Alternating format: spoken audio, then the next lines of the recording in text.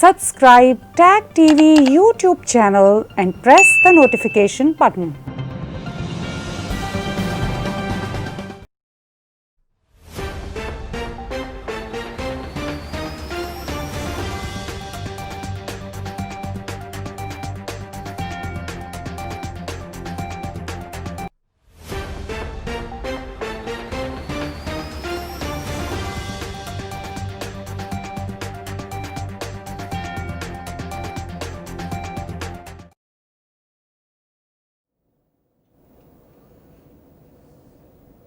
आज बांग्लादेश की सड़कें रात के वक्त लाल रंग की बत्तियों से एक तरह से याद दिला रही हैं उस खौफनाक दिन को जब ढाका फॉल हुआ था, जब पाकिस्तान टूटा था, जब बांग्लादेश बना था। उन एट्रॉसिटीज़ को, उन कहानियों को, जुल्म सितम की उन दास्तानों को जो ना भूलने वाली हैं और भुलाई भी नहीं जा सकती, और ख़ास तौर पर उस वक्त तक जब तक जुल्म करने वाले अपने जुल्म पर खलूसे दिल से माफ़ी ना मांगे, वो माफ़ी भी मांग लें तो भी जुल्म की उन दास्तानों को भुलाया नहीं जा सकता। इसी मौजू पर अभी आपने और बशानी साहब की और मेरी गुफ्तगू थोड़ी देर पहले सुनी। आज के लाइव सुपर चैट में इस बात पे मैं कुछ और कमेंट्री करूंगा। इसके साथ साथ बातचीत होगी भारत और यूनाइटेड किंगडम के बीच बढ़ते हुए तल्लकदारी के हवाले से। यूके और भारत की जो तल्लकदारी है वो बढ़ रही है और उसका क्या मतलब है। प्रेसिडेंट इलेक्ट जो बाइडन ऑफिशियली प्रेसिडेंट इलेक्ट हो चुके हैं और वो 21 जनवरी को as president of the United states of America अपना हलफ उठाएंगे। इससे दुनिया में क्या फ़र्क पड़ेगा, इस नई एडमिनिस्ट्रेशन के आने से, इसकी नई टीम से क्या दुनिया को एक तरह से नई स्ट्रेटजीज़ देखने को मिलेंगी, इस पर भी मैं कुछ बातचीत करूंगा। और इसके साथ साथ जो कोविड की सिचुएशन है उसको भी हम टच करेंगे, और जो सबसे इम्पॉर्टेंट जो मसला है वो है इस्लामिस्ट टेररिज्म के हवाले से।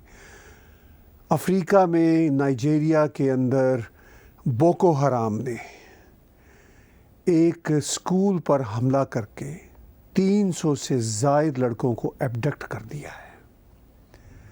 दुनिया कोविड-19 से लड़ रही है, लेकिन ये जो लड़ाई है टेररिज्म के ख़िलाफ़, जहालत के ख़िलाफ़, ये भी साथ साथ ही चलना होगी, क्योंकि इसके बगैर दुनिया में अमन का कोई चांस नहीं है।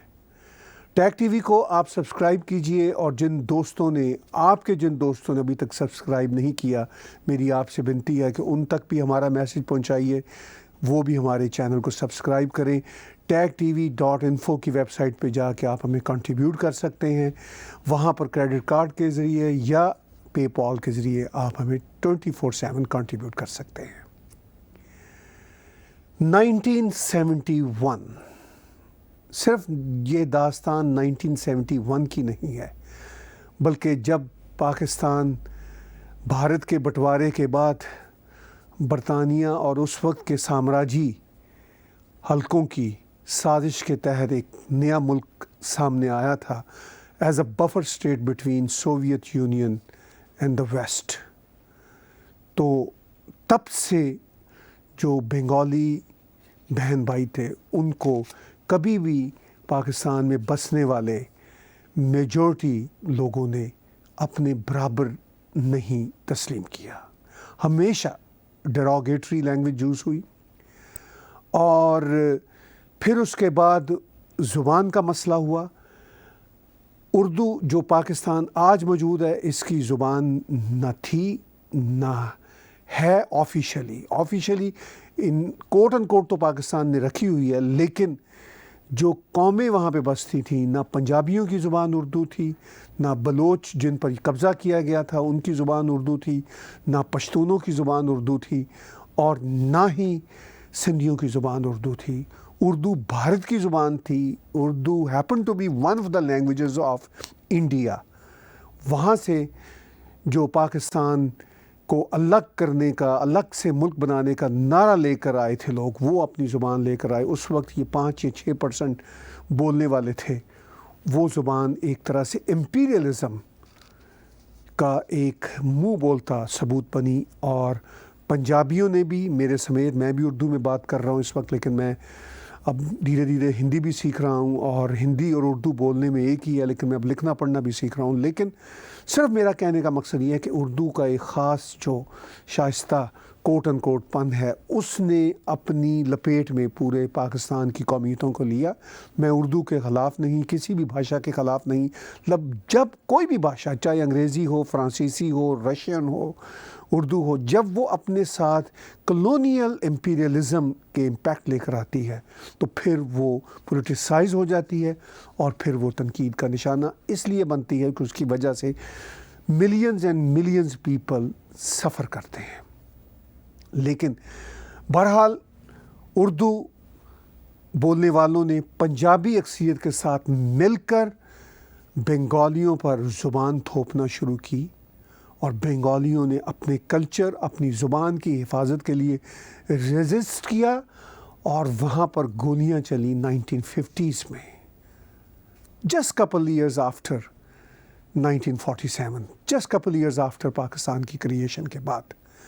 آج بھی پوری دنیا میں 21 فروری کو نیشنل مدر ٹنگ کے طور پر اس لیے منایا جاتا ہے کہ اس وقت کی پاکستان آرمی نے گولیاں چلائی تھیں زبان کے خلاف, کہ ان کی زبان ہم ان کو نہیں بولنے دیں گے. اور آج پوری دنیا 21 فروری کو انٹرنیشنل مدر ٹنگ مناتی ہے, جو ایک طرح سے اس تمام اشرافیہ کو جنہوں نے وہاں پر اردو تھوپنا چاہی تھی, ان کے منہ پر تماچا ہے.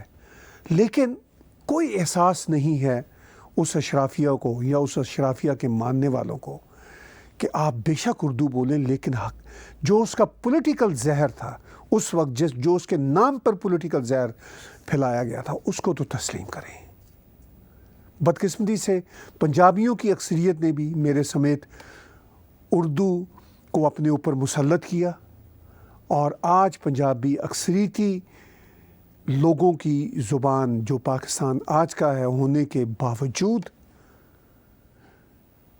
اپنا کوئی مقام نہیں رکھتے. بہرحال یہ ایک الگ بحث ہے. تو 1971 کی گھٹنا کا آغاز پاکستان بننے کے بعد ہی شروع ہوا, کہ جب بنگالیوں کو ایک طرح سے سیکنڈ ریٹ سٹیزن کے طور پر ٹریٹ کیا جاتا تھا, اور پھر اس کے بعد ان پر زبان تھوپنے کی کوشش کی گئی, ان پر اپنا کلچر تھوپنے کی کوشش کی گئی.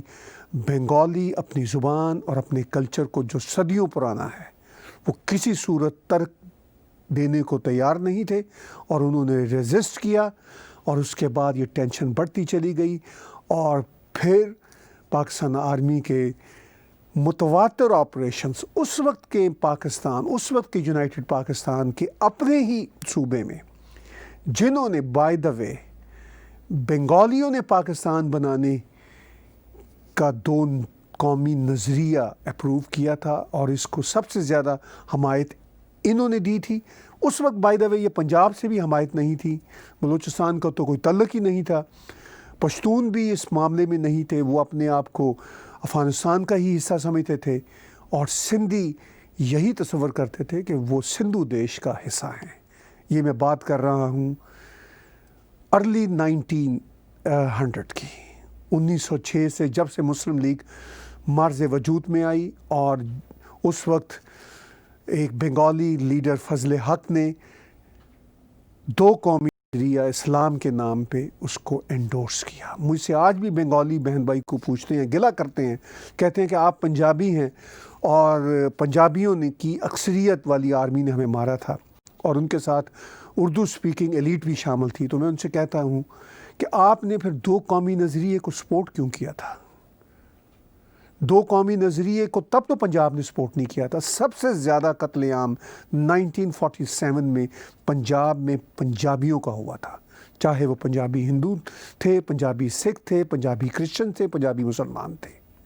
یہ آپ کے 2 قومی نظریے کی وجہ سے یہ مصیبت آئی تھی पंजाब पर भी। और फिर जब पंजाब पाकिस्तान बन गया, उसका अक्सरियती सूबा होने के नाते पंजाबी इस्टेब्लिशमेंट ने इत्तेहाद बनाया उस वक्त नए नए आने वाली उर्दू एलीट के साथ। और फिर इन्होंने बलूचिस्तान पे भी कब्ज़ा किया, और फिर सिंधियों को भी टफ टाइम मिला, पश्तूनों की शनाख्त भी ख़त्म करने की कोशिश की, और इसके साथ साथ बांग्लादेश, जो आज बांग्लादेश है, उस वक्त मशरक़ी पाकिस्तान था, उस पर भी अपना जुल्म व सितम बढ़ाया। तो ये दास्तान चलते चलते आगे चलती है। फिर ये अर्ली 60 से और प्रेशर बढ़ना शुरू होता है मशरक़ी पाकिस्तान के, उस वक्त के मशरक़ी पाकिस्तान के लोगों पर, जो ऑफ कोर्स मेजॉरिटी में बंगाली थे। और फिर ये जुल्म व सितम बढ़ते बढ़ते ऐसी खौफनाक दास्तानें रकम करता है, ऐसी खौफनाक दास्तानें तहरीर करता है कि दुनिया में अब कोई जुल्म व सितम की ये दास्तानें ढकी छुपी नहीं रहीं। और फिर 69 से, ख़ास तौर पर 70 से 71 तक का जो बहुत ही खौफनाक ऑपरेशन था, मिलियन से ज़्यादा लोग उसमें मरे, और लाखों बंगाली औरतों की इन्होंने इस्मत दरी की, रेप किया, जुल्म की। ये ऐसी ना मिटने वाली और ना भूलने वाली दास्तान है। लेकिन आज भी पाकिस्तान की इस्टेब्लिशमेंट अपने मीडिया के ज़रिए पाकिस्तान की आवाम को बेवकूफ़ बनाए हुए है, और उनको कहती है कि ये तो बस चंद गद्दार बंगाली पाकिस्तानी थे जिनकी वजह से बांग्लादेश बन गया। यानी उस वक्त वो उनको बंगाली पाकिस्तानी भी की कहते थे। उन्होंने कहा कि ये चंद गद्दार थे जो भारत के साथ मिले और ये मुल्क बन गया। आज भी तस्लीम करने को तैयार नहीं। कनाडा में पाकिस्तान के कौंसल जनरल अभी 1 साल पहले यहाँ से गए हैं एम्बेसडर बन के बांग्लादेश में, उनका नाम इमरान सदीकी है। वो यहाँ पे बैठ के लोगों को धमकियाँ दिया करते थे। मुझे पर्सनली धमकियाँ दी उन्होंने, और टैग टीवी को पर्सनली धमकियाँ दी। इस कदर ये घटिया माइंडसेट है। 21वीं सदी में आ जाने के बावजूद भी ये नहीं बदले। वही consul general mister Imran Siddiqui यहाँ से 1 साल पहले ट्रांसफ़र होके जब जाते हैं ढाका एम्बेसडर बन के, उनसे पिछले महीने मिली बांग्लादेश की वज़ीर आज़म, और उन्होंने उनसे मुतालबा किया, बांग्लादेश की वज़ीर आज़म ने, कि तुम जालिम लोगों ने हमारे साथ जो जुल्म किया उसकी माफ़ी मांगनी होगी। तो ये एक टफ मैसेज है उसी जालिम शख्स का जो यहाँ टोरंटो जैसे डेमोक्रेटिक शहर में, कनाडा जैसे डेमोक्रेटिक कंट्री में जर्नलिस्ट को धमकियाँ दिया करता था, और जो डिसिडेंट्स हैं उनको धमकियाँ दिया करता था। ये है माइंडसेट, चेंज नहीं हुआ, लेकिन नक्शा चेंज हो गया। और नक्शा चेंज होने के बाद अब एक नया मुल्क बन चुका है, और पाकिस्तान टूट चुका था 1971 में। मैंने और बशानी साहब ने अभी गुज़िश्ता शो में खुल के बातचीत की कि किस तरह ये इस्टेब्लिशमेंट और वहाँ की नाम नहाद अशराफिया, वहाँ का नाम नहाद इंटेलिजेंसिया आज भी इस हकीकत को तस्लीम करने के लिए तैयार नहीं है। आज जबकि सकूत ढाका तो 1971 में हुआ था, 2019 में 5 अगस्त को इनके लिए सकूत कश्मीर भी हो गया, जब प्राइम मिनिस्टर नरेंद्र मोदी ने आर्टिकल 370 और 35A को एब्रोगेट कर लिया। सिर्फ ये अब बढ़ के मार रहे हैं और बातें कर रहे हैं। ये घुस नहीं सकते ऑफिशियली भारत के अंदर, वीज़े बंद हैं आम लोगों के, इसलिए कि भारत की सरकार कह रही है कि अब हम टॉलरेट नहीं करेंगे। तो ये एक अफसोसनाक सूरत हाल है जिस पर मैं समझता था कि मेरी थोड़ी और रनिंग कमेंट्री होना ज़रूरी है, क्योंकि इस जुल्म की दास्तान को हम कभी भी नहीं भूल सकते, और जिन्होंने जुल्म किया था उनको भी हिसाब देना होगा। कुछ हिसाब दे चुके हैं, और अगर उन्होंने अपने जुल्म पे पशिमानी का इजहार न किया तो यकीनी तौर पर खुदा कह लें, भगवान कह लें, कुदरत कह लें, जो भी उसका नाम दे लें, वो फिर अपना इंसाफ खुद डिटरमिन करती है। ये बात तय है। ये जो अकड़ने वाले فوجی جرنیل ہیں جن کا یہ خیال ہے کہ یہ جھوٹ بول کر اس ظلم کو غلط طریقے سے پینٹ کرتے پھریں گے. یہ کہتے ہیں کہ ہم اللہ کو مانتے ہیں، ان کو یہ نہیں پتہ کہ اللہ یا خدا، بھگوان، جو بھی اس کا نام دے لیں، کریٹر کا، وہ پھر خود ہی اپنا انصاف طلب کرتا ہے اور اس کا نظام قائم کرتا ہے. یہ یونیورس کا ایک اٹل اصول ہے. اس کے علاوہ سپر چیٹ میں کمنٹری کر رہا ہوں.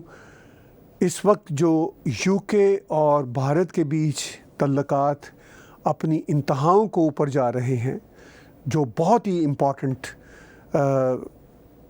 پیش رفت ہے اس ریجن کے لیے، وہ بھی اس پر میری کمنٹری شامل ہوگی. اور امریکہ میں جو بائیڈن بہرحال اب پریزیڈنٹ الیکٹ آفیشلی ہو چکے ہیں، ان کو کنگریچولیشن. اور وہ نئی ٹیمیں بنا رہے ہیں، اگرچہ ان کی نئی ٹیمیں زیادہ تر وہی ہیں جو پریزیڈنٹ اوباما کے زمانے کی تھیں، لیکن اس پر کیا صورتحال ڈیولپ ہوگی اس پر بھی میں آپ کے ساتھ کچھ اپنی کمنٹری شیئر کروں گا. اس سے پہلے کہ آپ کے کویشچنز لینا شروع کروں آج کے سپر چیٹ میں، آپ سپر چیٹ میں ہمیں کنٹریبیوٹ کرنا شروع کر چکے ہیں in terms of your donation, in terms of your questions, in terms of your comments. اور اس کے ساتھ ساتھ آپ paypal.me/TagTV انٹرنیشنل پہ جا کے یا ہمارے tagtv.info کی ویب سائٹ پہ جا کے آپ ہمیں کنٹریبیوٹ کر سکتے ہیں. اور میں ایک اور بتا دوں، ہماری ایک اور ویب سائٹ بھی لانچ ہو چکی ہے، tagtv.southeasia.com. ان فیکٹ اس ویب سائٹ پہ جو ساؤتھ ایشیا سے ریلیٹڈ کانٹینٹ ہے زیادہ تر وہ ہم لگاتے ہیں، اس پر بھی لنک اس کا موجود ہے جو آپ کو ایک ہی صفحے پہ لے کر جائے گا، اور وہ آپ اپنے کریڈٹ کارڈ کے ذریعے یا پے پال کے ذریعے ہمیں کنٹریبیوٹ کر سکتے ہیں. بات چیت میں کر رہا تھا یو کے اور انڈیا کے بڑھتے ہوئے تعلقات کے حوالے سے. جنوری 2021 میں بھارت میں جمہوریہ ڈے منایا جاتا ہے، اور اس میں آفیشیل گیسٹ کے طور پر جا رہے ہیں بورس جانسن. انگلینڈ کے پرائم منسٹر بورس جانسن وہاں جا رہے ہیں، اور بھارت کے ساتھ وہ ہر لمحہ اپنی تعلق داری کی مضبوطی کی بات کرتے ہیں.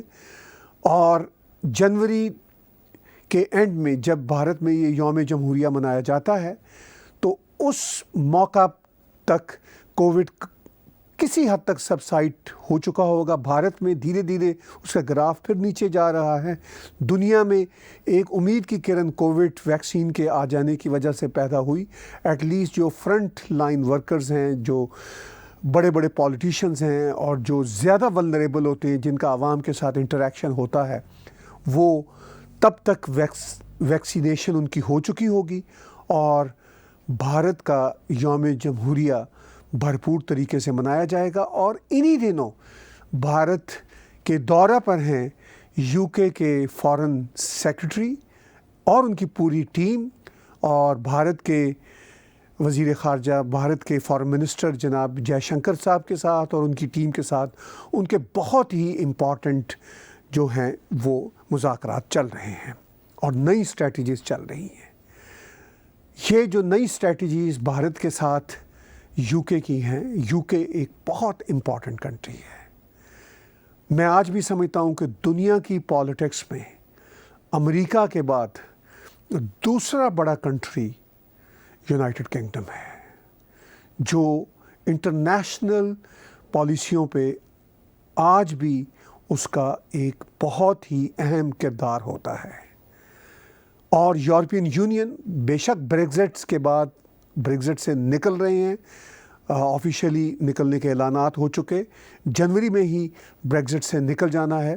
لیکن اس کے باوجود یورپین یونین کے ساتھ یو کے کا جو تعاون ہے اور یو کے کا جو تعلق ہے، اور نیٹو فورسز جس میں امریکہ، یورپین یونین، یو کے سبھی شامل ہیں، اس کا جو آپس میں الائنس ہے یہ بہت امپورٹنٹ ہے. اور یو کے کی بھارت کے ساتھ شراکت داری کا مطلب یہ ہے کہ امریکہ کی شراکت داری بھی اور مضبوط ہوگی. میں آج بھی کہتا ہوں کہ یہ کلونیل ہی ایٹیچیوڈ کہہ لیجئے، لیکن یہ ایک ریالٹی ہے کہ امریکہ جو اس وقت دنیا کی سپر پاور ہے، وہ بھی انفیکٹ یو کے کی ریمننٹس ہی ہے. کینیڈا جہاں ہم بیٹھے ہوئے ہیں اس میں تو سٹیزنشپ کے لیے آج بھی یو کے کی ملکہ کے آگے سر جھکانا پڑتا ہے, حلف لیتے ہوئے یہ ماننا پڑتا ہے کہ یو کے کی جو ملکہ ہیں وہی سب کچھ ہیں. آسٹریلیا میں, نیوزی لینڈ میں تو آپ کہہ سکتے ہیں کہ Australia from the South Pole of the world, from the South Pole of the world to the North Pole of the world, Canada یعنی امریکہ سمیت آج بھی یو کے ساتھ بندھے ہوئے ہیں. اس سے میں یہ مطلب ہرگز نہیں, یہ امپریشن ہرگز نہیں دینا چاہتا کہ آج بھی ہم کلونیل اثر میں ہیں, لیکن بہرحال وہ ہسٹری جو آج بھی ہے وہ ایک ڈیفرنٹ انداز کے ساتھ جڑی ہوئی ہے. کینیڈا ایک ٹوٹل ڈیموکریٹک کنٹری ہے, ملکہ کے آگے سرنگوں کرنے کے باوجود. کوئی ملکہ کا یہاں پہ حکم نہیں چلتا, لیکن ملکہ کی فوٹو آج بھی کینیڈا کے نوٹوں پر موجود ہے, اور ملکہ کا نام عزت سے آج بھی لینا ہوتا ہے جب آپ سٹیزن شپ لیتے ہیں. تو یو کے کی امپورٹنس اگر یہ سمجھی جائے کہ امریکہ کے سپر پاور بن جانے سے کوئی ختم ہو گئی ہے تو یہ ہماری بھول ہے, چونکہ امریکن اینسیسٹریز کا جو بہت بڑا چنک ہے, majority of the Americans ancestry still come from you کے. تو یہ ہے امپورٹنس یو کے کی.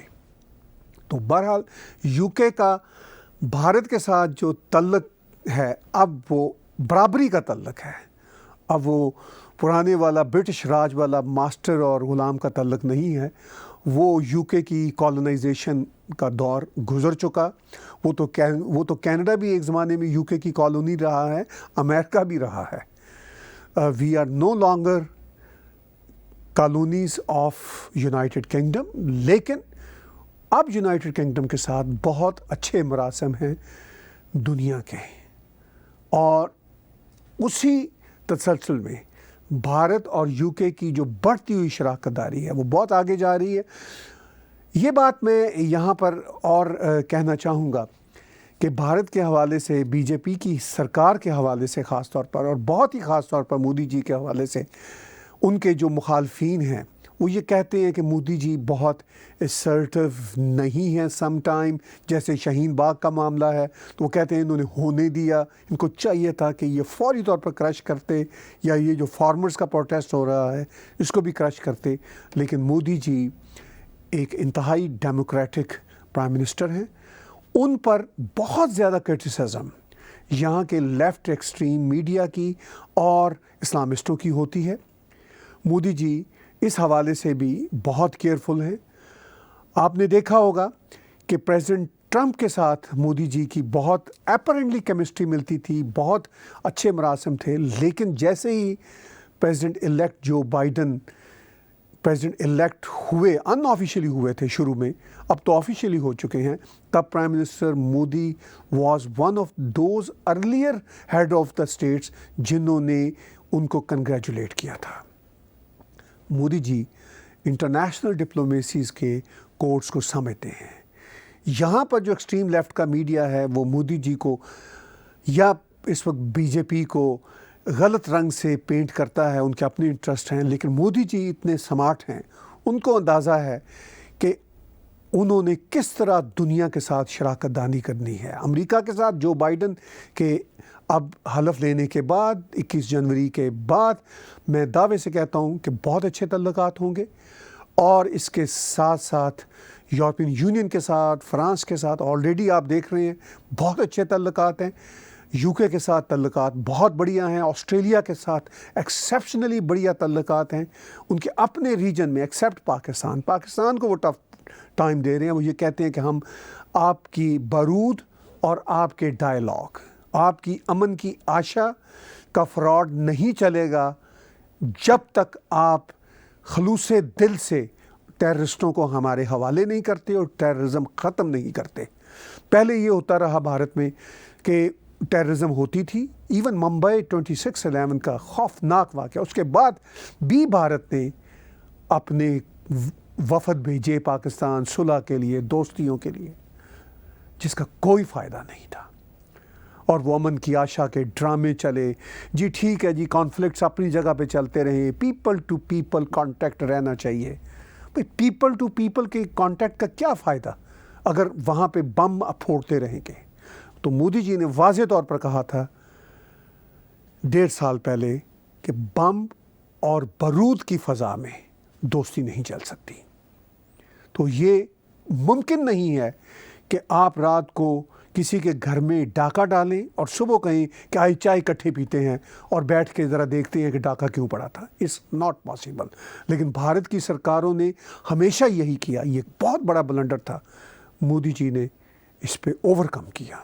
یہ بہت امپورٹنٹ. یہ پاکستان کے انٹرسٹ میں ہے. انفیکٹ پاکستان کی غریب عوام کے انٹرسٹ میں ہے، کیونکہ پاکستان کی غریب عوام کو جب یہ ٹیررزم کرتے ہیں، ان کے روگ ایلیمنٹس ان کی اسٹیبلشمنٹ کے، ان بیچاروں کو بھگتنا پڑتا ہے. یہ پاکستان کی غریب عوام کے لیے ایک بہت بڑا بینیفٹ ہے مودی جی کا، کہ اس کی وجہ سے پاکستان کی اسٹیبلشمنٹ کے روگ ایلیمنٹس اب بھارت کے ساتھ ذرا کنٹرول میں ہیں. اس ساری صورتحال میں میں صرف یہ بات اینالائز کرنا چاہ رہا ہوں کہ جو بھارت کا انٹرنیشنل لیول پہ جو نیریٹو ہے، وہ تمام تر ان کے اپنے ہی کچھ ساتھیوں کے، بی جے پی کے اپنے ہی کچھ ساتھیوں کے گلے شکووں کے باوجود کہ آپ سخت کریک ڈاؤن نہیں کرتے. مودی جی جانتے ہیں کہ سخت کریک ڈاؤن سے ڈیموکریٹک ویلیوز کو نقصان ہوتا ہے. وہ بڑے ہی طریقے اور سمجھداری سے چلتے ہیں، اور انٹرنیشنل لیول پہ بھلے سے ان کی کنزرویٹو سرکار ہے، بھلے سے دنیا کے لیفٹ لوگ یہ کہتے ہیں کہ یہ رائٹ ونگ کی ایک سرکار ہے، لیکن وہ دنیا میں ایک بہت ہی نیوٹرل اور بیلنس پالیسیوں کے ساتھ ایمرج ہوتے ہیں مودی جی. اور یہ سمجھنا ہوگا ان شکوہ کرنے والے ساتھیوں کو بھی کہ یہ کوئی آسان کھیل نہیں ہے. انٹرنیشنل پلیٹ فارمز پہ مودی جی کا جو اپنی ہندو سویلائزیشن کی ریوائول کا جو جذبہ ہے، اس کو بھی ہم سلام پیش کرتے ہیں، وہ بھی بہت امپورٹنٹ ہے. لیکن اس کے ساتھ ساتھ وہ انٹرنیشنل نارمز کو بھی سمجھتے ہیں، اور یہی ہندو سویلائزیشن کی اسپرٹ ہے کہ آپ نے بیلنس طریقے سے کس طرح سب کو ساتھ لے کر چلنے کی بھی کوشش کرنی ہے، اور اپنی سویلائزیشن کو بھی ریوائیو کرنا ہے. اور وہ یہ دونوں چیزیں ساتھ ساتھ کرنے کی پوری کوشش کر رہے ہیں، اور کافی حد تک کامیاب ہیں. اور اس کے ساتھ ساتھ دنیا کے ساتھ رشتے ناتے بھی وہ بنا رہے ہیں. ابھی میں نے بات چیت کا ذکر کیا تھا جو بائیڈن پریزیڈنٹ الیکٹ کی نئی پالیسیوں کا اور یو کے حوالے سے. تو president elect Joe Biden officially اب پریزیڈنٹ الیکٹ ہو چکے ہیں. 21 جنوری کو وہ president of the United States of America ہوں گے، اور ان کی جو ٹیم سامنے آ رہی ہے، اس ٹیم میں آپ کو بہت سارے ایسے نام مل رہے ہیں جو پہلے اوباما ایڈمنسٹریشن میں تھے. ہم امید کرتے ہیں کہ پریزیڈنٹ جو بائیڈن اور وائس پریزیڈنٹ کمالا ہیرس یہ مل کر جو انٹرنیشنل ریالٹیز ہیں، جو چائنا کو کاؤنٹر کرنے کا جو ایک اہم معاملہ جس پہ پریزیڈنٹ ٹرمپ اور ان کی ایڈمنسٹریشن کافی ٹف ہو گئے تھے، آئی ہوپ کہ وہ اس کو لے کر چلیں گے. چونکہ چائنیز عوام کے بھی انٹرسٹ میں یہی ہے کہ ان کی کمیونسٹ پارٹی آف چائنا کو جتنا زیادہ ان کو ڈاؤن پلے کیا جائے، بلکہ ڈاؤن پلے تو خیر ایک ڈیفرنٹ ورڈ ہے، جتنا ان کو ایک طرح سے سپریس کیا جائے، اس ڈکٹیٹوریل مائنڈ سیٹ کو جو چائنا کی کمیونسٹ پارٹی کا، اس کو سپریس کرنے کا سب سے بڑا فائدہ چائنیز غریب لوگوں کو، چائنیز ڈیموکریٹک لوگوں کو ہوگا، ہانگ کانگ کو ہوگا. بہت امپورٹنٹ ہے. اور آئی ایم شیور کہ کوآڈ جس میں بھارت، امریکہ، آسٹریلیا اور جاپان 4 کی کنٹریز ہیں، اور اس ریجن کے بہت سارے اور کنٹریز بھی اس کوآڈ کے ساتھ آگے چلیں گے. یورپین یونین بھی اس کے سپورٹ میں ہے، نیٹوز بھی اس کے سپورٹ میں جائے گی. تو اس کی وجہ سے چائنا کو ایک طرح سے اپنے قابو میں رکھنا بہت ہی امپورٹنٹ ہے. اور میں یہ سمجھتا ہوں کہ جو بائیڈن بھلے سے اوباما کی پرانی ٹیم کے ساتھ آ رہے ہیں، لیکن پینٹاگون کی، امریکن ڈیپ اسٹیٹ کی اسٹیبلشمنٹ کی بہرحال جو نئی اویئرنیس ہے دنیا کے بارے میں، اس کو ہی آگے لے کر چلیں گے. اور بھارت کے ساتھ بھی ان کی شراکت داری ہوگی. اور سب سے اہم بات امریکہ کی، یو کے کی، یورپین یونین کی، بھارت کی. ایک یہاں پہ میں بات مس کر رہا ہوں کہ بھارت میں پرائم منسٹر نریندر مودی نے بہت ہی اہم قدم اٹھا کے عرب ورلڈ کے ساتھ بہت اچھے تعلق قائم کر لیے ہیں، اور یہ ایک بہت بڑھیا پارٹنرشپ ہے، اور اس میں جو فائنینشلی گینز ہے عرب ورلڈ کو بھی، ان کو ایک بہت بڑی مارکیٹ ملی جو نئی وہ انڈسٹریز لگانے جا رہے ہیں، اور بھارت کو بھی، چونکہ کاروبار میں، بزنس میں انلیس انٹل دونوں پارٹیز کا فائدہ نہ ہو تو کاروبار چل ہی نہیں سکتے۔ دونوں پارٹیز کا فائدہ ہے، اور اس کی وجہ سے ان کی اسٹریٹجک الائنس بھی بڑھیں گے، اور اس ریجن میں پیس بھی آئے گا۔ وہ اس لیے کہ عرب ورلڈ پاکستان کی فوج کے اسٹیبلشمنٹ کے جو روگ ایلیمنٹس ہیں ان کی باتوں کو اوور لک کیا کرتے تھے، اب وہ نہیں کر رہے اور نہ کریں گے۔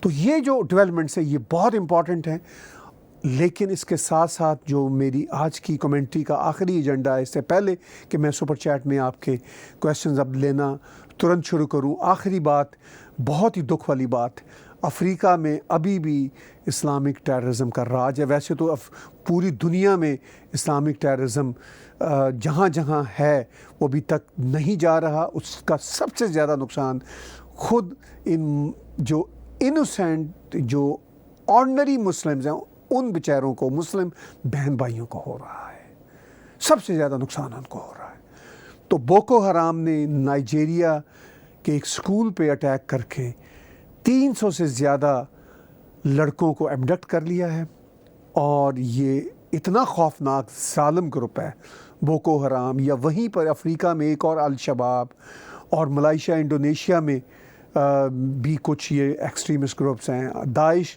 کا اپیرنٹلی تو خاتمہ ہو گیا، آئسس جس کو کہتے ہیں، لیکن وہ مائنڈ سیٹ ختم نہیں ہوا۔ طالبان کو امریکنز ٹیبل پہ لانا چاہ رہے ہیں تاکہ ان کے جو کاروباری ہتھ کنڈے ہیں ان کو لیگلائز کیا جا سکے، لیکن وہ ایک بہت ہی مشکل ڈیل ہے۔ وہ دیکھیں گے پریزیڈنٹ الیکٹ جو بائیڈن جب پریزیڈنٹ بنتے ہیں، اور پھر اس کے بعد in next couple of months کیا اسٹریٹجی اپناتے ہیں۔ یہ ہے میری آج کی کمنٹری۔ اب میں کویشچنز آپ کے لینا شروع کرتا ہوں۔ اس سے پہلے کہ میں آپ کے کویشچنز لوں، ایک بار پھر یاد دلاؤں کہ آپ سپر چیٹ میں بھی ہمیں کنٹریبیوٹ کرتے ہیں۔ بہت ہی بڑھیا طریقہ ہم نے آپ کے لیے ڈیزائن کیا ہے، وہ یہ کہ آپ ہماری ویب سائٹ techtv.info پہ جائیں اور ڈونیٹ کا بٹن کلیکٹ کریں۔ آپ ہمیں کنٹریبیوٹ کریڈٹ کارڈ کے ذریعے کر سکتے ہیں، جو بھی آپ افورڈ کریں، لیکن ایک بات یاد رکھیے، ہمارے وہ بہن بھائی جو بھارت میں رہتے ہیں، وہ جب کریڈٹ کارڈ کے ذریعے یا پے پال کے ذریعے، چونکہ اسی ڈونیٹ کے بٹن میں پے پال کا بھی ہے لنک، جب بھی ہمیں ڈونیٹ کریں یہ یاد رکھیں کہ یہ کینیڈین ڈالرز ہوتے ہیں، تو آپ روپے سمجھ کے اس میں نہ انٹر کیجئے۔ ہم آپ پہ زیادہ بوجھ نہیں بننا چاہتے، ہم چاہتے ہیں کہ آپ ہمارے نیریٹو پریوار کا ہمیشہ حصہ بنے رہیں۔ کویشچنز آنا شروع ہو چکے ہیں۔ پہلا کویشچن، ہیومن بینگ 23 یوٹیوب کا ایک اکاؤنٹ ہے، معاف کیجیے گا۔ Last time you talked about reforms in Islam, do you honestly think it would really happen, and if yes when it will start and who will do it? بہت ہی important questions ہیں، میں نے ضرور بات کی تھی۔ دیکھیے، اسلام میں ریفارمز کی گنجائش بالکل ہے، اس کو ماڈرن سمے کے ساتھ جوڑا جا سکتا ہے، مگر اس کا ایک ہی طریقہ ہے کہ اس میں ری تھنکنگ کو، اور خود اسلام میں اس کی پروویژن موجود ہے۔ جیسے فار انسٹنس بہت ساری اور بھی ریلیجیس بکس میں مار دھاڑ کی بات ہے۔ وہ اس زمانے میں قبیلے ہوتے تھے، سوورن اسٹیٹس نہیں ہوتی تھی، مار دھاڑ کی بات ہوتی تھی۔ آج کے زمانے میں سوورن اسٹیٹس ہیں، تو مار دھاڑ کی جتنی یہ باتیں ہیں، یہ کہیں اسکالرز، مسلم اسکالرز جو ہیں وہ نہیں کہیں گے۔ میں خود بھی اپنے آپ کو ایک مسلم اسکالر سمجھتا ہوں۔ میں نے قرآن شریف کو کوئی سینکڑوں بار پڑھا ہوا ہے، مجھے اس کی تفسیریں یاد ہیں، مجھے ان کی آیتیں یاد ہیں۔ میں چیلنج کے ساتھ، کوئی بھی یہ عالم مولوی آ جائے میرے ساتھ بیٹھ جائے، میں بات کرنے کو تیار ہوں۔ قرآن شریف میں اس کی ہے تو اس کی جسٹیفیکیشن کہ آپ وہ جو قرآن شریف میں ایسی کچھ ورسز ہیں فار انسٹنس جس میں مار دھاڑ کی بات کی گئی ہے، وہ اس وقت کی لڑائیوں کی کانٹیکس میں تھی۔ آج ہم اسکالرس کو یہ کھل کے کہنا چاہیے کہ وہ ورسز जैसे दूसरी रिलीजियस बुक्स में उनका हिस्सा होते थे, जैसे बाइबल में मार धाड़ की बातें हैं लेकिन उस पर अमल नहीं होता, इसी तरह वो ये कहें कि ये उस वक्त के थे, ये हमारी हिस्ट्री का एक हिस्सा है, जैसे दूसरे रिलीजन्स की हिस्ट्रीज का हिस्सा थे, लेकिन इस पर अब कोई बात नहीं होगी, इस पर इम्प्लीमेंटेशन नहीं होगी। जहाद इज बैंड, टोटल बैंड। फिर मुस्लिम्स कहते हैं जहाद is a word, Arabic word है, उसका मतलब है स्ट्रगल, जोहद से निकला है। लेकिन रियलिटी ये है कि जहाद अब आर्म्ड मिलिटेंसी के साथ जुड़ा हुआ है, तो आपको कहना होगा कि armed militancy is no longer acceptable. ये आप इस तरह के स्टेप्स लेते हैं तो इस्लाम में रिफॉर्म्स होते हैं। 4 मैरिजेस की बात है, वो उस कॉन्टेक्स्ट में थी, ख़त्म है अब ये बात, नहीं चलेगी 4 मैरिजेस। इनइक्वालिटी है, कहना होगा। म्यूज़िक की बात है, कुछ अपनी मर्ज़ी से जोड़ के कहते हैं जी कुरान में तो ये, वो जो लिटरलिस्ट है ना, जो आइसिस और इस तालिबान टाइप लोग हैं, वो ये कहते हैं जी ये लिखा हुआ है, बस हम तो सर मुंडवा देंगे। कोई अपने टखनों के ऊपर उसकी अगर वो है, किसी ने निकर पहनी हुई है, जैसे आपको याद होगा कि तालिबान ने फ़ुटबॉल खेलने वाले नौजवानों को फ़ुटबॉल खेलने से रोक दिया था कि आपने निकरें पहनी हुई हैं। Unbelievable, they are obsessed of human body. ये सारी की सारी चीज़ें आप निकाल दें। मैंने profit Mohammad piece B upon him की किताबों को बहुत एहतियात से, उनके बारे में जो कुछ लिखा हुआ पढ़ा है, उनकी हदीसें भी पढ़ी हैं। वो अपने समय के एक मॉडर्न इंसान थे, उनके बारे में बहुत सारी डेरोगेटरी बातें इंटरनेट पे होती हैं, लेकिन फ्रीडम ऑफ एक्सप्रेशन का उनका ये आलम था। मैं हर बार कोट करता हूँ कि एक औरत उन पर कूड़ा फेंकती थी, एक दिन कूड़ा नहीं फेंका तो वो उनके घर गए और कहा कि आपने कूड़ा क्यों नहीं फेंका, आर यू फीलिंग वेल? तो इसका मतलब ये है कि profit Mohammad piece B upon him guarantor थे फ्रीडम ऑफ एक्सप्रेशन के। आज के जो उनके मानने वाले हैं वो छुरे मार रहे हैं, they are not actually Muslims, they are not the followers of Islam. तो मतलब ये है कि मैं ये नहीं कहता कि इस्लाम is the only religion of peace और इस्लाम is the only solution. No, all religions to me are respectable, लेकिन जिस रिलीजन में भी अभी तक रिफॉर्म्स नहीं हुई उनमें रिफॉर्म्स होना है। इस्लाम इज़ वन ऑफ दोस, और उसमें इस्लाम के अंदर उसकी प्रोविज़न मौजूद है। अब आपके क्वेश्चन का ये हिस्सा कि कौन करेगा, अब मेरे जैसे लोगों ने तो बहुत साल पहले कोशिश की थी। We are very रिसोर्सलेस people, I am just an ordinary person. मैंने कोशिश की थी कि मॉडर्न इस्लामिक इंस्टीट्यूट बनाया भी था, लेकिन आप एक ऑर्डिनरी सिटीज़न अपनी जेब से कितने पैसे लगा सकता है। जब मैंने वो मॉडर्न इस्लामिक इंस्टीट्यूट बनाया था तो मेरा मकसद ये था कि मैं जितना भी मेरे से हो सकता है मैं कंट्रीब्यूट करूं। मैंने कंट्रीब्यूट किया। उसके बाद ये थी एक होप कि मॉडर्न जो हमारे मुस्लिम्स हैं वो भी साथ शामिल होंगे, और एटलीस्ट जो नॉन मुस्लिम्स हैं जिनको इस्लाम की ये जो लिटरल डेफिनेशन की वजह से सफ़र करना पड़ता है वो भी हमारे साथ शामिल होंगे। कोई नहीं शामिल हुआ। कनाडा में रहते हुए कैनेडियन सरकार तक से मैंने रब्ता किया, नो वन एंडोर्स्ड। ठीक है, उनकी मर्ज़ी है। तो फिर हम उसको कंटिन्यू नहीं कर सके, लेकिन वो हमारी आइडियोलॉजी एग्जिस्ट करती है, आज भी एग्जिस्ट करती है। हमारे साथ इंसान, दुनिया के लोग शामिल हों, हम मॉडर्न इस्लामिक इंस्टीट्यूट को फिर से रिवाइव करके फिर से इसको आगे लेकर चलेंगे। This is the only solution. इससे पहले कि मैं लोगों की तरफ देखूं, दूसरों की तरफ देखूं कि वो रिफॉर्म करें, I am one of those who is capable of doing that. और इंशाअल्लाह अगर खुदा ने चाहा, अगर भगवान ने चाहा, अगर इस सांस जितने हमें ज़िंदगी में मिले हैं उन सांसों में अगर कभी मौका मिला तो ज़रूर उस पर काम करेंगे। तो यही इसका सलूशन है, दूसरों की तरफ नहीं देखना। जो काम होने वाला है उसको जितने लेवल पे भी कर सकते हैं आप खुद करें। इसीलिए ये जो नैरेटिव का काम है हमने किया। मैं दावे से कहता हूँ कि मुझे आप दोस्तों की, आप बहन भाइयों की दुआओं की वजह से ये जो नैरेटिव की ये जो दुनिया है, ये यूट्यूब पर I am the one of the founder. मैं ये कहूँगा कि जो मिडल ईस्ट की जो पॉलिटिक्स है, मुझे ये गर्व है, मुझे ये ऑनर है कि जब ये शुरुआत हुई थी आज से 10-12 साल पहले, मेरा उस ज़माने में अपना टीवी भी नहीं था। मैंने दूसरों के टीवी पे बैठ के ये बातचीत शुरू की और आई एम द फाउंडर। یہ صرف آپ کی کرپا سے ہوا. جتنی کھل کے بات کرنے کی ریت میں نے ڈالی, آج جو کھل کے بات کرنے والے باقی جو ساتھی ہمارے ساتھ ملے ہیں اسی ریت کی وجہ سے ملے ہیں. ایسے ایسے نام میں لے کر آیا. طارق فتح جی کو میں نے ریکویسٹ کی, بشانی صاحب کو, منیر پرویز سامی صاحب کو, بہت سارے نام آپ سب جانتے ہیں. ان کو میں نے پہلی بار یوٹیوب پر لے کر آیا. میں دعوے سے کہتا ہوں کہ پہلی بار یہ سبھی کے سبھی نام انٹرنیشنل پالیٹکس کے حوالے سے, خاص طور پر ساؤتھ ایشیا کی پالیٹکس کے حوالے سے میں نے ان کو انٹروڈیوس کیا, اور مجھے یہ آنر ہے اور میں ان کا شکر گزار ہوں, ان سب بھائیوں کا, بہنوں کا. اور یہ پریوار اب آگے جا رہا ہے. اسی لیے ہم آپ سے کہتے ہیں کہ آپ اس نیریٹو پریوار کا حصہ بنیں, آپ ہمیں کنٹریبیوٹ کرتے رہا کریں. What ever you can afford, techtv.info کی ویب سائٹ پہ جا کے ڈونیٹ کا بٹن کلک کیجئے, یا یوٹیوب کے اسی چینل پہ ہمارا ڈونیٹ کا بٹن وہاں پہ موجود ہے, اور وہاں جا کے آپ پے پال یا اپنے کریڈٹ کارڈ کے ذریعے کیجئے ڈونیٹ. ہم اور بھی ایکسپلور کر رہے ہیں رستے آپ کی کنٹریبیوشنس لینے کے لیے, کچھ اور بھی جیسے پیٹریون ہے یا اس طرح کے جو ہیں اور طریقے, ان کو بھی ہم ایکسپلور کر رہے ہیں. کچھ سمے لگے گا, وہ بھی شامل ہو جائیں گے ہمارے ساتھ طریقے.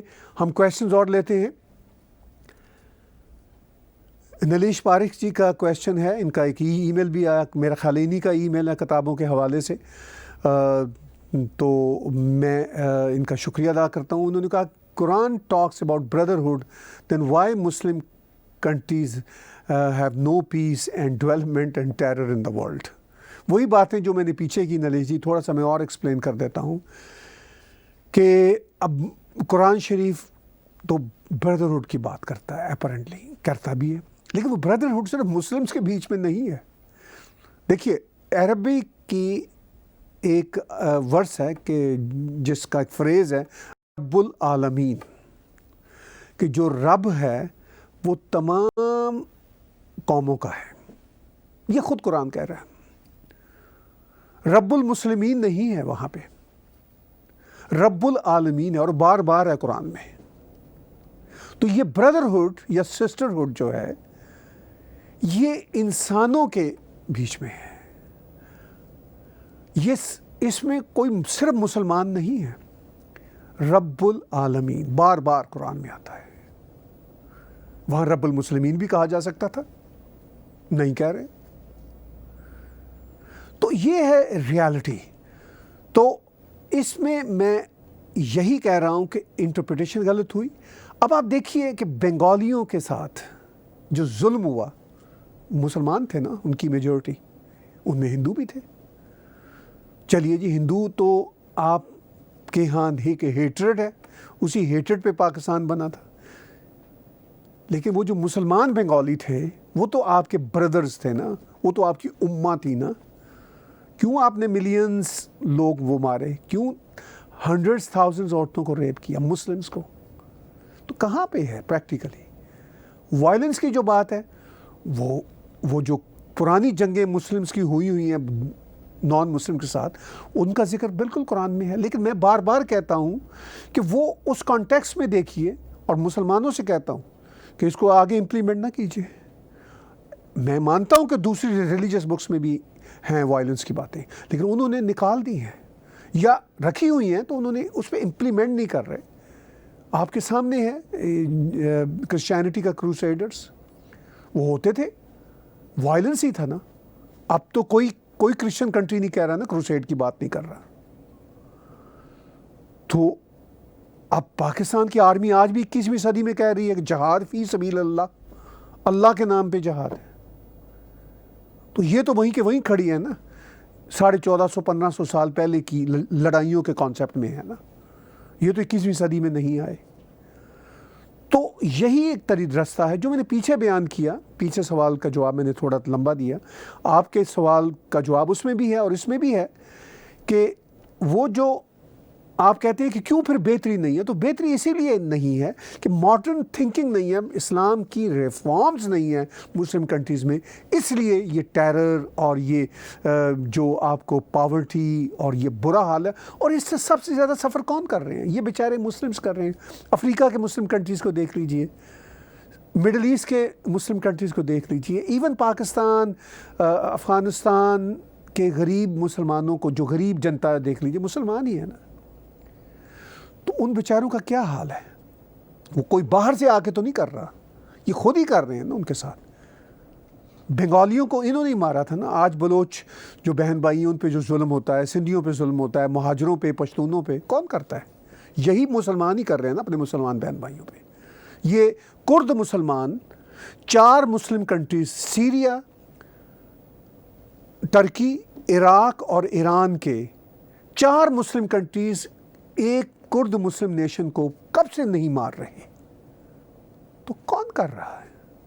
کوئی بات نہیں کرے گا اس پہ، کوئی مسلم کنٹری کا میڈیا اس پہ نا بات نہیں کرے گا۔ اور یہی نیریٹو ہے جو ہم آپ کے ساتھ آنیسٹلی شیئر کرتے ہیں، اور ہم اس لیے آنیسٹلی شیئر کرتے ہیں کہ ہم بلیو کرتے ہیں کریٹر پر، چاہے اس کا نام یونیورس رکھ دیجئے، بھگوان کہہ دیجئے، lord Krishna peace be upon ہم کہہ دیجئے، prophet Muhammad peace be upon کہہ دیجئے، اللہ کہہ دیجئے، ہم سب کی رسپیکٹ کرتے ہیں۔ بابا گرو نانک دیو جی دا گریٹ سب ہمارے لیے بہت ہی قابل رسپیکٹ ہیں، اور اسی وجہ سے ہم بار بار کہتے ہیں کہ یہی میسج جانا چاہیے آگے، یہی نیریٹو جانا چاہیے۔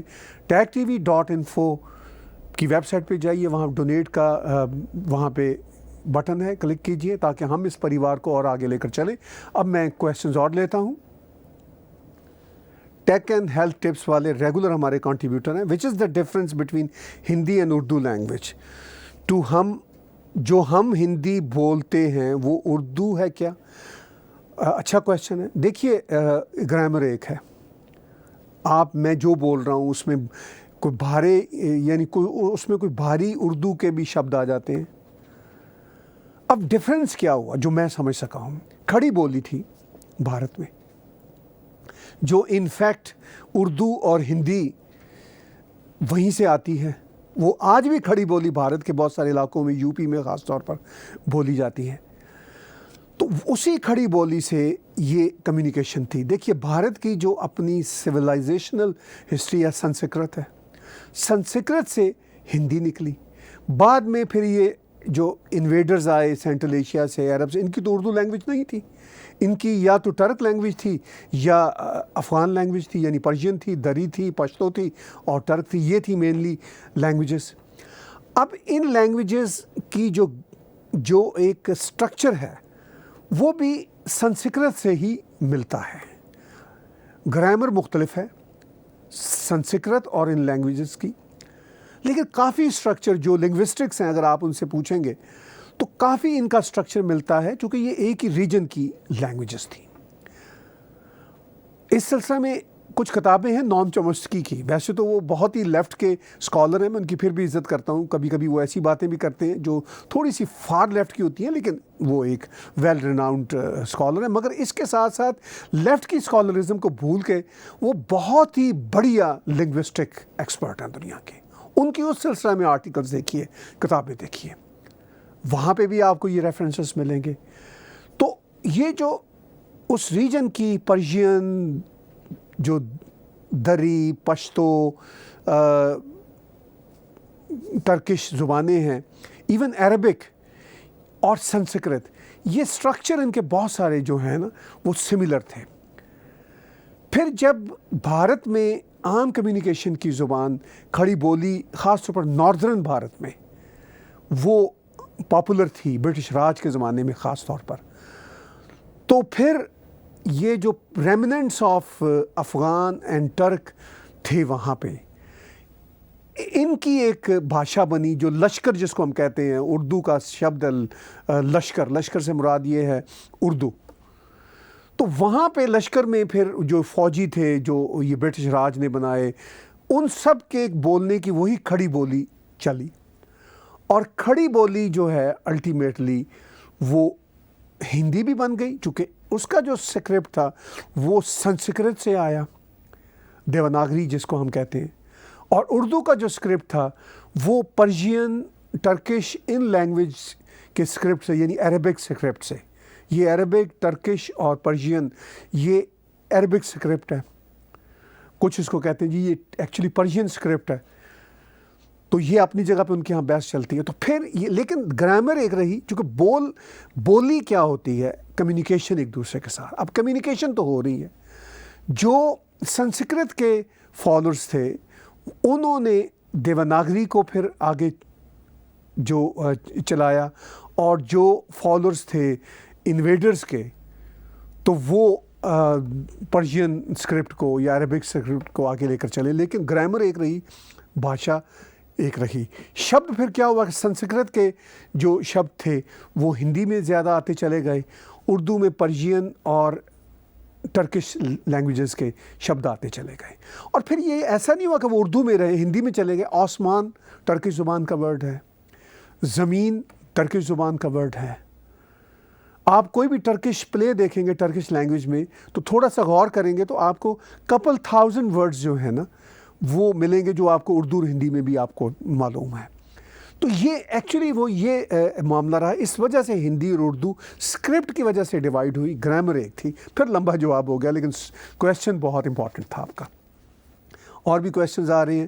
سدیپ جی کا کویشچن ہے, why there are not too many journalist in Pakistan who are courageous enough to talk truth. ہیں کچھ جرنلسٹ ہیں لیکن پاکستان میں یہ بھی ایک ریالٹی ہے کہ آپ کریجیس بات کر کے کہاں جا سکتے ہیں. سیدھا ISI کے سیل میں سیدھا وہی جو نہ دکھنے والی قوتیں ہیں وہ اٹھا لے جائیں گی. آپ کے سامنے ہر مہینے ایسے واقعات آتے ہیں. تو اس لیے جو کریجیس لوگ ہیں, میں جانتا ہوں بہت ساروں کا, وہ بیچارے, میں تو یہاں پہ میرے پاس تو لسٹ ہے آلموسٹ اوور 100 کریجیس پیپل کی, لیکن وہ اب وہاں رہتے ہیں, وہ بات نہیں کر سکتے. یہی اس کا سادہ سا اور سچا جواب ہے. کویشچنز اور بھی ہمارے ساتھ سامنے آ رہے ہیں. انب جی کا کویشچن ہے کہ is it not better to delete all words which smells violence in any religious scriptures including Quran. دیکھیے یہ ایک بڑی امپورٹنٹ بات ہے جو آپ نے کی. آپ یہ کہہ رہے ہیں کہ ڈیلیٹ کر دیں, لیکن سوال یہ ہے کہ آج کے زمانے میں ڈیلیٹ کرنا بھی بہت آسان ہے اور سیو کرنا بھی بہت آسان ہے. یعنی اب تو آج کی جو ہائی ٹیک دنیا ہے اس میں آپ کہہ ہی نہیں سکتے جی کہ یہ ریکارڈ نہیں تھا. ڈیلیٹ کر کے آپ جو اس کی ہسٹری ہے وہ ختم نہیں کر سکتے.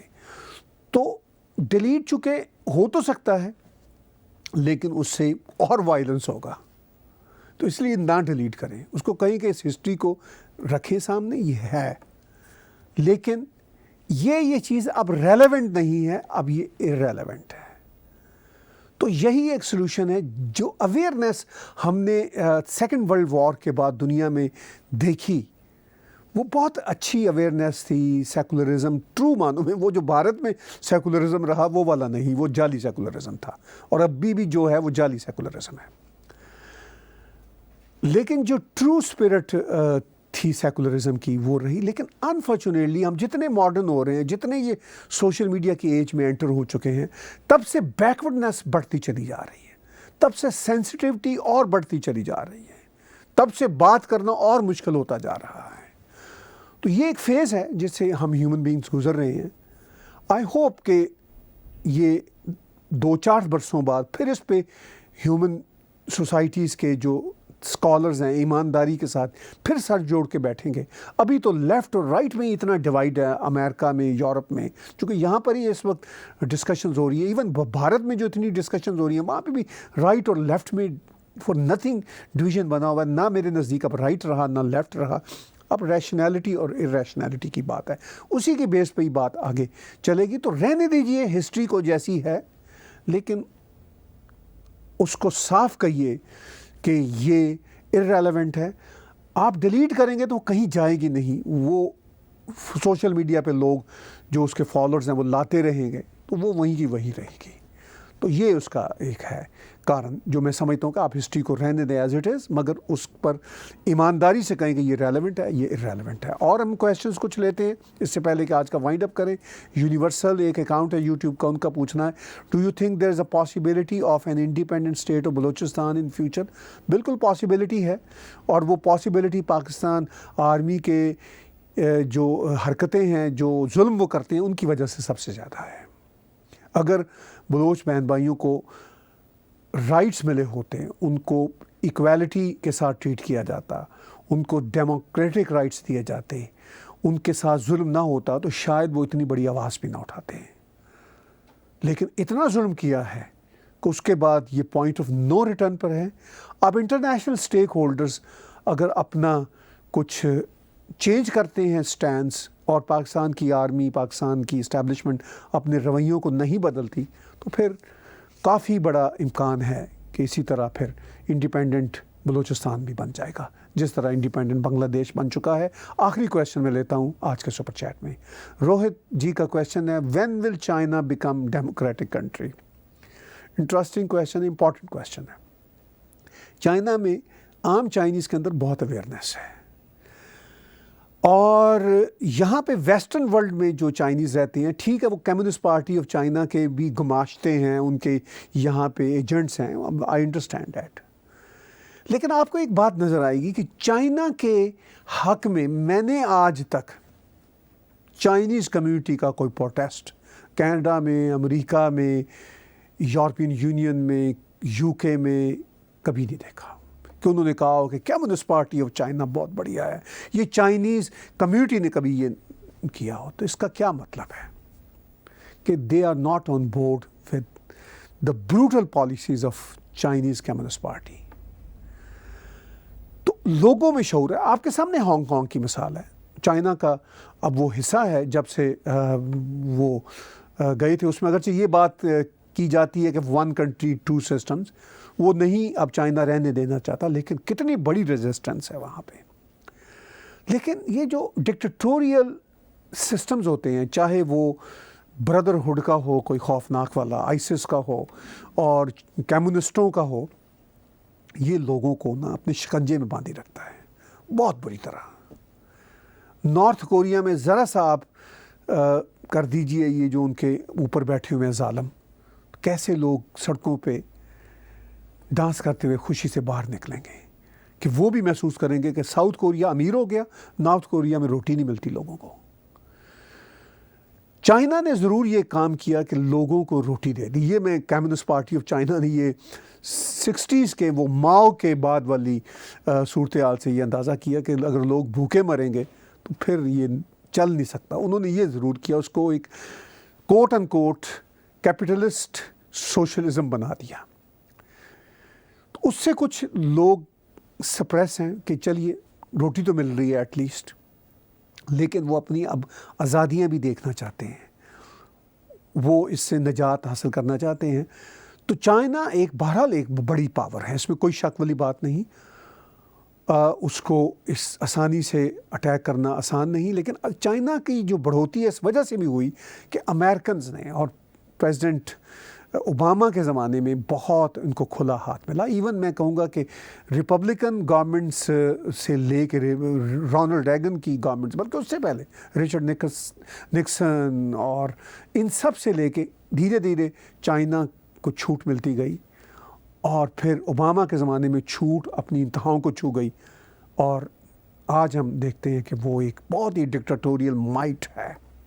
چونکہ وہ ڈکٹیٹوریل مائٹ ہے, اس کو ڈیل کرنا کوئی اتنا آسان نہیں. لیکن اب امریکنز کی, یورپین کی آنکھیں کھلی ہیں, خاص طور پر کووڈ کی اس وبا کے بعد وہ اور ایک طرح سے اپسٹ ہوئے ہیں.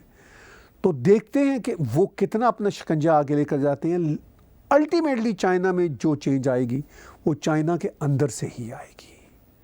کب آئے گی؟ ضرور آئے گی. یہ بھی ایک لا آف دا نیچر ہے کہ اتنا جبر فار ایور نہیں چل سکتا. تو اب ہم دیکھتے ہیں کہ 21ویں صدی میں انفارمیشن انگزائٹی کے زمانے میں کب ہم ان چینجز کو دیکھ سکیں گے. اسی جواب کے ساتھ میں آج کے سپر چیٹ میں آپ سے اجازت مانگتا ہوں, اور آپ کا بہت ہی شکر گزار ہوں. آخر میں پھر ایک بار یاد دہانی, ہمارے یوٹیوب کے چینل کو آپ سبسکرائب کیجئے, اور اس کے ساتھ ساتھ آپ ہمیں کنٹریبیوٹ کیجئے تاکہ آپ کا نیریٹو پریوار بڑے. techtv.info کی ویب سائٹ پہ جا کے ڈونیٹ کے بٹن کو کلک کیجئے, یا اسی یوٹیوب کے چینل پہ ہمارا ڈونیٹ کا لنک ہے اس کو کلک کیجئے. آپ کریڈٹ کارڈ کے ذریعے یا پے پال, دونوں آپشنز اب ہم نے دے دی ہیں. آپ what ever you afford, you become part of our narrative Parivar. Thank you very much for watching today's Super Chat with Tahir Gora at TAG TV. Subscribe TAG TV YouTube channel and press the notification button.